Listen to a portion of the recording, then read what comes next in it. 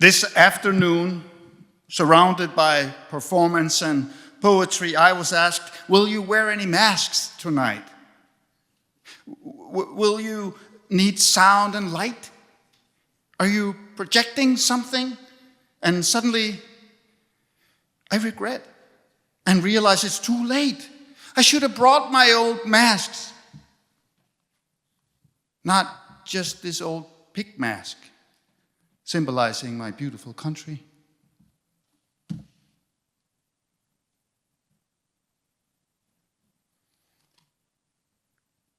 I should have composed my own music. Oh, such music, such otherworldly, suggestive, mesmerizing music. I should have brought along dancers, a mariachi band from Mexico, and a chorus doing Gregorian hymns. Can you imagine that? I should have erected a castle, invoked a bunch of witches to make a Sabbath. I should have danced on chessboards, mummified myself in white paper, juggled with apples, made videos. I should have built a city with towers, beautiful towers and glistening golden domes, and brought you all to my very own planet. That's what I should have done, all designed to introduce you to my world and show you that the landscape in my mind is not so different from the one in yours. But today, I didn't bring anything. Instead of all the things I could have brought, I just brought myself. So welcome to this. This is just the way it is.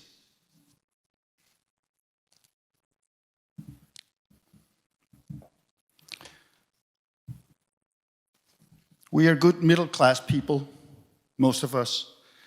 So we do a lot of things in our lives, even though we don't really like it. We still do it. And this poem is about that. It's called The Way It Is. We really don't like it, but we do it, don't we?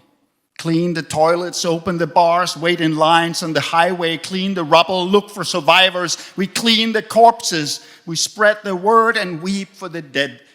We do it, it seems. There is no other way, no other system, no other king. So we do it, even though we don't like it.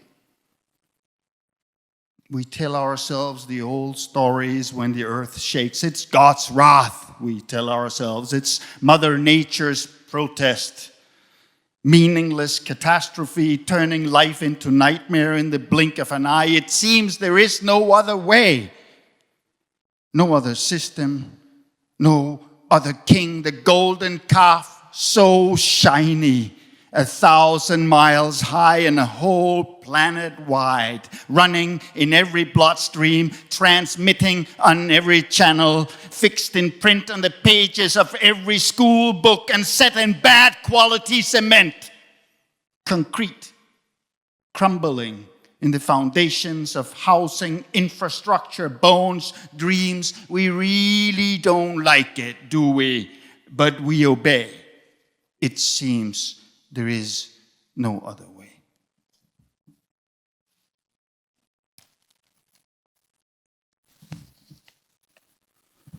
But we dream of change, don't we? Don't you all dream of change?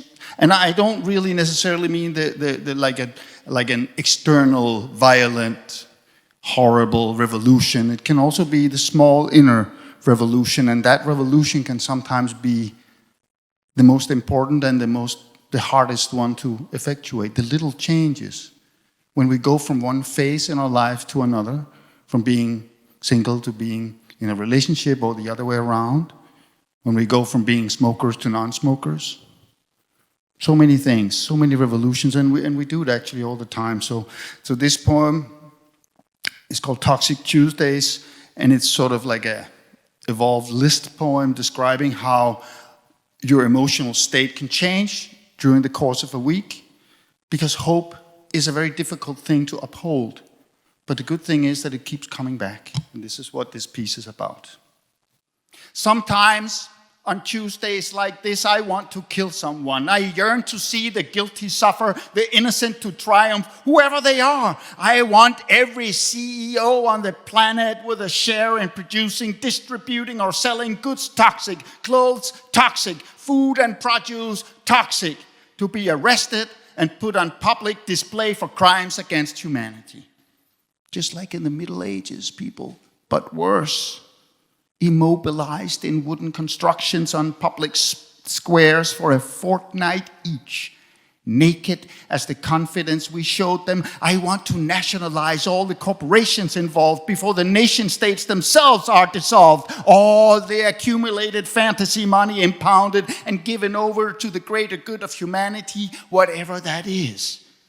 I want to slay that great blue-blooded dragon potted deep in our hearts by those who turn unlimited potential into brands and boxes and parcels designed to make us feed the monsters and forget that we are the ones we have been waiting for. A sample, yes, from the Hopi Indians who were fooled too.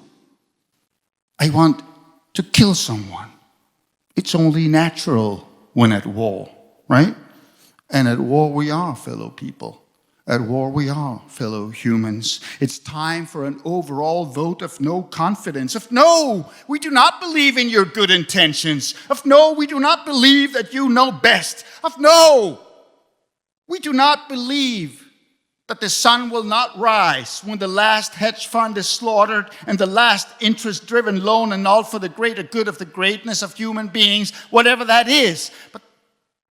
But that's all Tuesday material.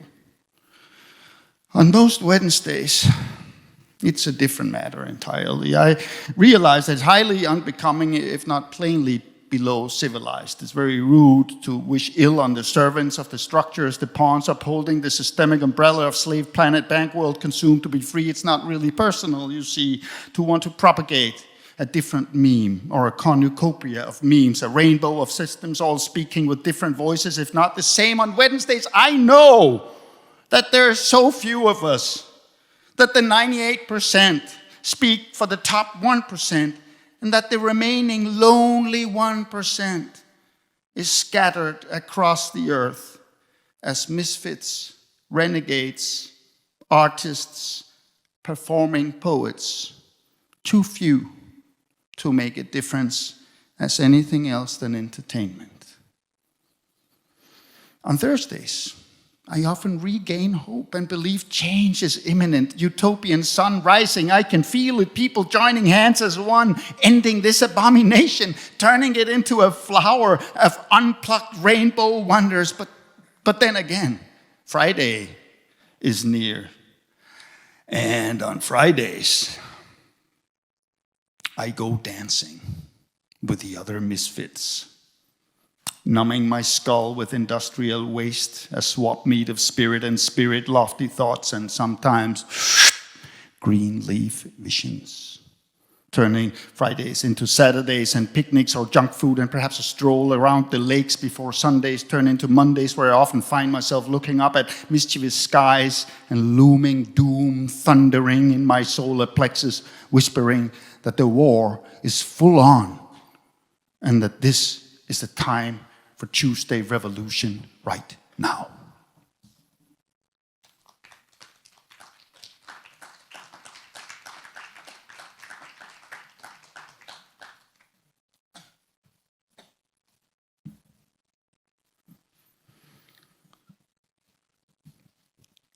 I think your culture and your history has a greater impact on everybody else, at least in Europe, than you maybe think. And so this next poem is about middle class, but it's also with a reference to Greek history. It's called Song of Sisyphus. I am nobody. I sit behind you in the theater. I am nobody. I go to work and go home and watch television. I am nobody. I'm born to die within a circle 30 kilometers wide. I am nobody. consuming the goods and following the good advice in the magazines, strolling on the walking streets, shopping, shopping, shopping. I am nobody. I go to school and marry and procreate and divorce. I am nobody. I'm God's chosen one on earth, the first man or woman. I am nobody. Free to play and free to waste my existence. I am nobody. Middle class, chasing my own tail. I am nobody. I am you.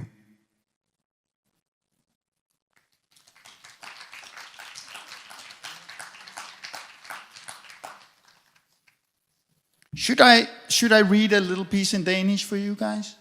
Do you want to hear that? Okay.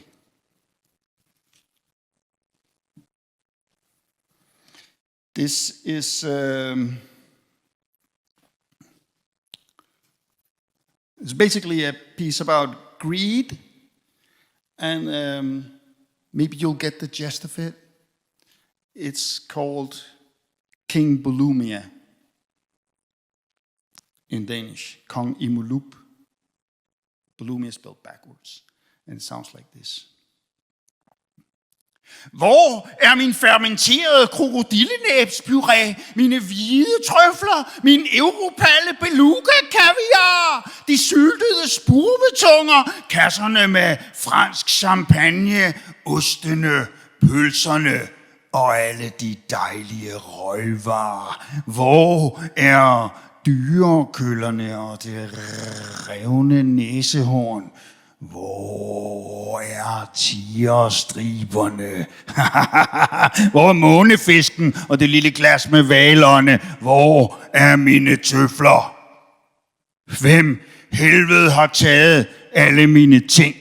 Mine tøfler med de små Fabergé-æg, min Jivaro nærfodskløbind, pudelnosserne, dværgkongens scepter og Salomons nøgle. Og hvor helvede er de sprøde svanehjerter, som hørte til? Hvor er tissebøfferne og sommerfuglebouillongen, mine ristede myrehjerner, de panerede, sukkerglaserede, små søde øjenvipper og krukkerne med ungpigedrømme? Hvor fan i helvede er det alt sammen henne? Hvem har gjort globus gold? Jeg er sulten. So this is a poem about Europe, because as a European, when I go to Asia or outside of Europe to other continents and look back at Europe, it doesn't look very good. It really doesn't look very good. It looks like an old man dying, and it's, as a European, I think it's pretty horrible, because I think that without the European input in the human equation, I think everything is going to be poorer for it, to be honest.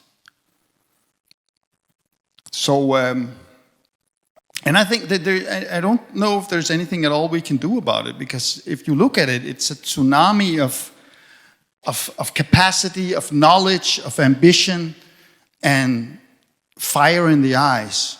3-4 billion people wide, and it's just coming, and it's full of young people that speak 3, 4, 5, 6 languages, that get up at 5 and 6 in the morning and work and work and work and work to better themselves, and they're not stopping. And here in Europe, it looks a little bit different. So I wrote this piece.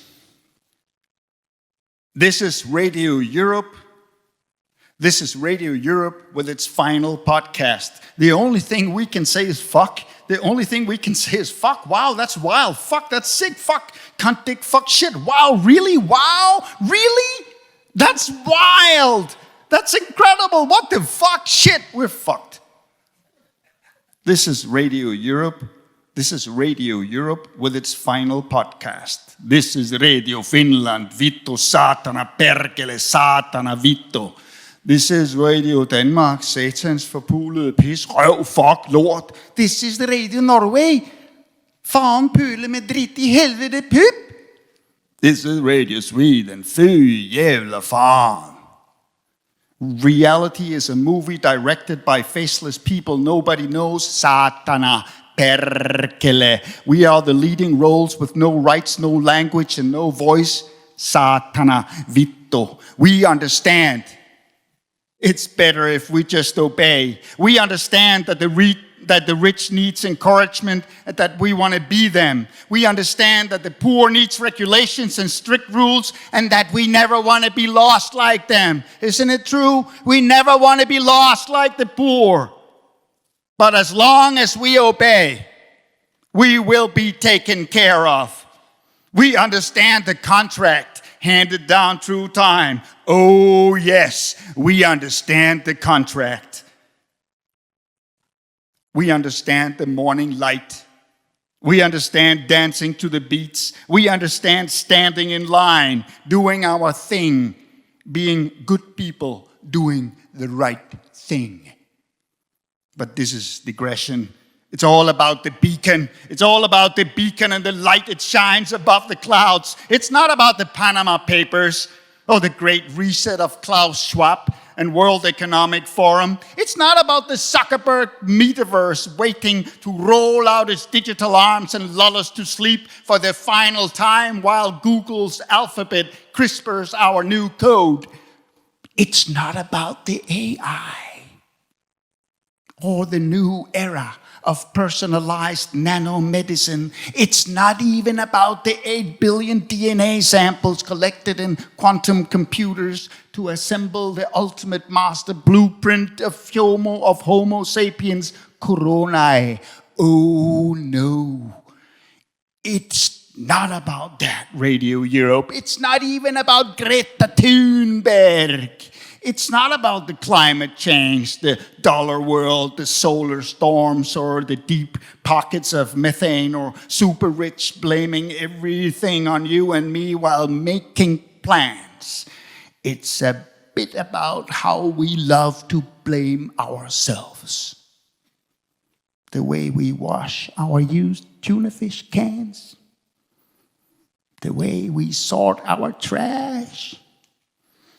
It is about the faceless horror of squandered opportunity. It's a bit about the sixth mass extinction and dead species we never even knew of before they disappeared.